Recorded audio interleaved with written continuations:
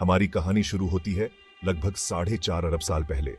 जरा सोचो, अंतरिक्ष में गैस और धूल का एक विशाल बादल घूम रहा है। यह था सौर निहारिका, हमारे सोलर सिस्टम का जन्मस्थान। ग्रेविटी ने धीरे धीरे इस मटेरियल को अंदर की ओर खींचा। जैसे जैसे यह ढहता गया, नेबुला तेज और तेज घूमता गया, अंततः एक डिस्क का आकार ले लिया। इस घूमते हुए डिस्क के केंद्र में सूरज का जन्म हुआ। इसकी शक्तिशाली ग्रेविटी ने ज्यादा से ज्यादा गैस और धूल को अपनी ओर खींचा और दूर पदार्थ के छोटे छोटे क्लम्प्स आपस में मिलने लगे। ये क्लम्प्स अंततः वे ग्रह बन गए जिन्हें हम आज जानते हैं। इनमें से एक क्लम्प, चट्टान और धूल का एक घूमता हुआ मैस हमारा घर बनने के लिए नियत था, पृथ्वी। लाखों वर्षों में यह क्लम्प बड़ा होता गया, अपनी बढ़ती हुई ग्रेविटी से ज्यादा मलबे को अपनी ओर खींचता गया। शुरुआती पृथ्वी एक गर्म और हिंसक जगह थी, जहां एस्ट्रॉइड्स और कॉमेट्स की बमबारी होती रहती थी। जैसे जैसे शुरुआती पृथ्वी ठंडी हुई, इसकी पिघली हुई सतह चट्टान में तब्दील हो गई। ज्वालामुखी फट पड़ी ढेर, जिससे वातावरण में गैसें और पिघली हुई चट्टानें फैल गईं। ये गैसें अंततः वह हवा बनाएंगी जो हम सांस लेते हैं। समय के साथ क्षुद्रग्रहों और धूमकेतुओं की लगातार बमबारी कम होने लगी। एक विशेष रूप से महत्वपूर्ण टक्कर तब हुई जब मंगल ग्रह के आकार की एक वस्तु युवा पृथ्वी से टकराई। इस टक्कर ने अंतरिक्ष में भारी मात्रा में मलबा फेंक दिया, जो अंततः हमारे चांद बनाने के लिए आपस में मिल गया। चांद की ग्रेविटी ने पृथ्वी के घूर्णन को स्थिर किया और ज्वार का निर्माण किया। जैसे जैसे पृथ्वी ठंडी होती गई, वातावरण में मौजूद जल वाष्प संघनित होकर बारिश के रूप में गिरने लगा। लाखों वर्षों में इस बारिश ने निचले इलाकों को भर दिया, जिससे पहले महासागर बने। जीवन के विकास में महासागरों ने महत्वपूर्ण भूमिका निभाई। शुरुआती महासागर घुले हुए खनिजों और साधारण ऑर्गेनिक मॉलिक्यूल्स का एक समृद्ध सूप थे। वैज्ञानिकों का मानना है कि पृथ्वी पर जीवन की शुरुआत इन्हीं प्राचीन समुद्रों में हुई थी। यह वास्तव में कैसे हुआ, यह विज्ञान के सबसे बड़े रहस्यों में से एक है। एक प्रमुख सिद्धांत यह है कि जीवन की उत्पत्ति हाइड्रोथर्मल वेंट्स में हुई, जो पानी के भीतर दरारें हैं जो गर्म खनिज युक्त पानी का उत्सर्जन करती हैं। ये वेंट्स जीवन के लिए आवश्यक ऊर्जा और रासायनिक बिल्डिंग ब्लॉक्स प्रदान करते हैं। एक अन्य सिद्धांत बताता है कि जीवन की उत्पत्ति प्रारंभिक पृथ्वी की सतह पर पानी के उथले कुंडों में हुई होगी। इसकी उत्पत्ति चाहे कहीं भी हुई हो, पृथ्वी पर जीवन अपने इतिहास में उल्लेखनीय रूप से जल्दी उभरा। सूक्ष्म जीवों के सबसे पुराने जात जीवाश्म लगभग 3.5 अरब साल पहले के हैं। ये प्रारंभिक जीवन रूप सरल एकल कोशिका वाले जीव थे, लेकिन वे आज पृथ्वी पर सभी जीवन के पूर्वज थे। ये शुरुआती सूक्ष्म जीव अविश्वसनीय रूप से अनुकूलनीय थे। वे समुद्रों की गहराई से लेकर झीलों और नदियों के उथले पानी तक विभिन्न प्रकार के वातावरण में जीवित रहने के लिए विकसित हुए।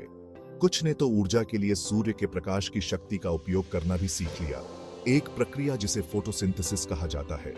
फोटोसिंथेसिस पृथ्वी पर जीवन के लिए एक गेम चेंजर था। इसने वातावरण में ऑक्सीजन छोड़ दी, जिससे ग्रह का रसायन बदल गया। लाखों वर्षों में ऑक्सीजन का स्तर बढ़ता गया, जिससे ज्यादा जटिल जीवन रूपों के विकास का मार्ग प्रशस्त हुआ। ये अवधि, जिसे ग्रेट ऑक्सीडेशन इवेंट के रूप में जाना जाता है, नाटकीय परिवर्तन का समय था। कई एनेरोबिक जीव जो ऑक्सीजन की उपस्थिति में जीवित नहीं रह सकते थे, नष्ट हो गए। अन्य ने अनुकूलित किया, इस ऑक्सीजन युक्त वातावरण में पनपने के नए तरीके विकसित किए। अरबों वर्षों में पृथ्वी पर जीवन का विकास और विविधता जारी रही। एकल कोशिका वाले जीवों ने बहुकोशिकीय जीवन को जन्म दिया, जिससे जटिलता के लिए नई संभावनाएं खुली। पहले जानवर महासागरों में विकसित हुए, उसके बाद पौधे भूमि पर आए।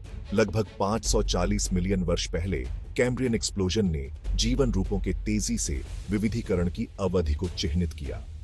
इस समय के दौरान आज मौजूद अधिकांश प्रमुख जानवर समूह पहली बार जीवाश्म रिकॉर्ड में दिखाई दिए।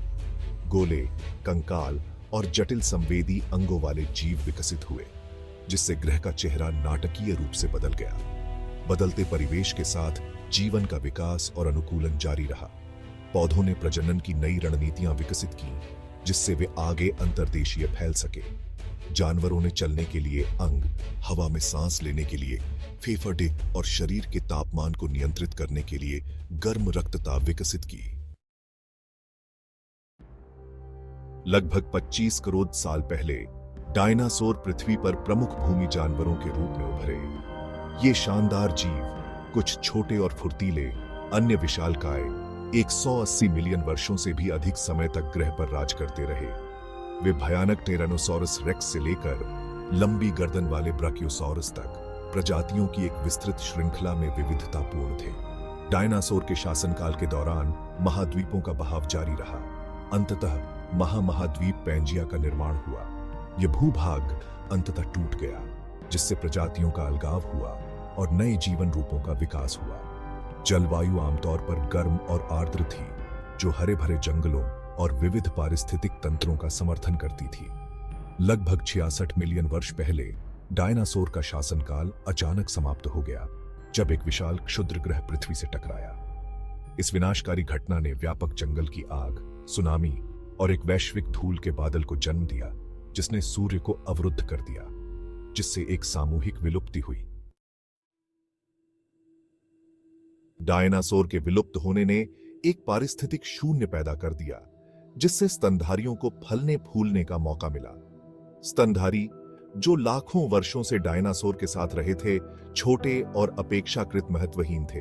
हालांकि उनकी अनुकूलनशीलता और लचीलापन ने उन्हें क्षुद्रग्रह प्रभाव के बाद पनपने दिया।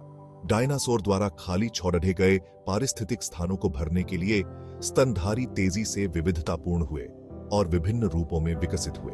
उन्होंने नए एडेप्टेशंस विकसित किए, जैसे कि अलग अलग आहारों के लिए विशेष दांत और इंसुलेशन के लिए फर। कुछ, जैसे व्हेल और डॉल्फिन के पूर्वज, समुद्र में लौट आए। स्तनधारियों के सबसे सफल समूहों में प्राइमेट थे, हमारे अपने पूर्वज। प्राइमेट्स के पास हाथ और पैर, दूरबीन दृष्टि और अपेक्षाकृत बड़े दिमाग थे।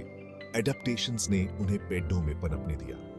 लाखों वर्षों में कुछ प्राइमेट वंश पेड़ों से नीचे उतरे, 2 पैरों पर सीधे चलने के लिए विकसित हुए। पृथ्वी की कहानी समय की शक्ति, संयोग और जीवन के उल्लेखनीय लचीलापन का प्रमाण है। इसकी ज्वलंत शुरुआत से लेकर मानव जाति के उद्भव तक हमारे ग्रह ने अविश्वसनीय परिवर्तन देखे हैं, जिनमें से प्रत्येक ने उस दुनिया को आकार दिया है जिसे हम आज जानते हैं। इस इतिहास को समझना केवल एक शैक्षणिक अभ्यास नहीं है, ये चीजों की भव्य योजना में हमारे स्थान के लिए महत्वपूर्ण संदर्भ प्रदान करता है। आज हमारे कार्य, जिस तरह से हम संसाधनों का उपभोग करते हैं से लेकर जिस तरह से हम पर्यावरण की रक्षा करते हैं, वह पृथ्वी के भविष्य को आकार देगा। अतीत से सीखकर हम वर्तमान के बारे में अधिक सूचित निर्णय ले सकते हैं और आने वाली पीढ़ियों के लिए एक स्थायी भविष्य सुनिश्चित कर सकते हैं। पृथ्वी की यात्रा अभी खत्म नहीं हुई है और हम इसके वर्तमान निवासियों के रूप में इस उल्लेखनीय ग्रह के अच्छे प्रबंधक बनने की जिम्मेदारी है।